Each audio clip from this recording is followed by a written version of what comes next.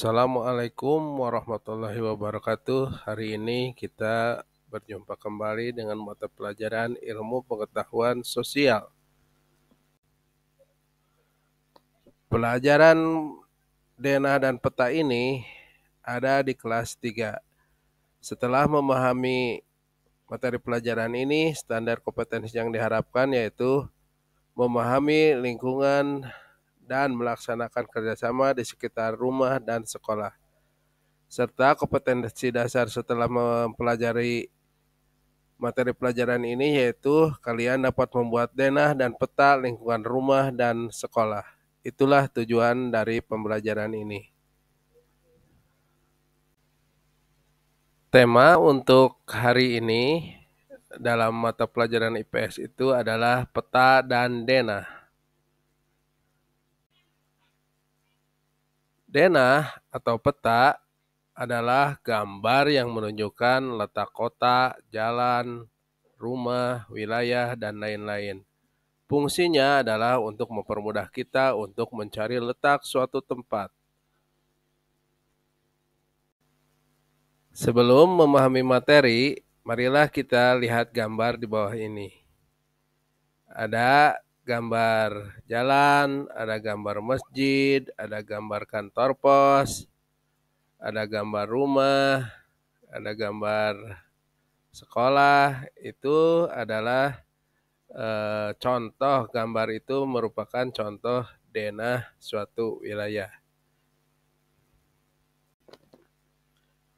Kelas kalian pun dapat dibuatkan denahnya, seperti gambar yang kalian lihat. Di situ ada denah kelas yang terdiri dari papan tulis, meja guru, lemari, dan tempat-tempat duduk siswa-siswa yang ada di dalam kelas. Perhatikan dengan seksama. Jadi, ruangan kelas itu dapat dibuatkan denahnya seperti itu. Setelah memahami kedua contoh denah di atas, marilah kita simpulkan bahwa peta atau denah itu merupakan gambar yang menunjukkan letak suatu tempat. Pada peta biasanya terdapat ukuran atau skala. Peta digunakan untuk menggambarkan daerah yang lebih luas seperti desa, provinsi, dan negara. Berikut ada langkah-langkah membuat denah di lingkungan rumah. Yang pertama, gambarlah rumahmu dalam bentuk kotak. Yang kedua, buatlah simbol petunjuk arah pada gambar itu. Yang ketiga, gambarkan jalan, perempatan, pasar, masjid, toko, atau tempat-tempat yang biasa kamu lalui. Gambarkan dalam bentuk kotak, lingkaran, garis, ataupun bentuk lainnya.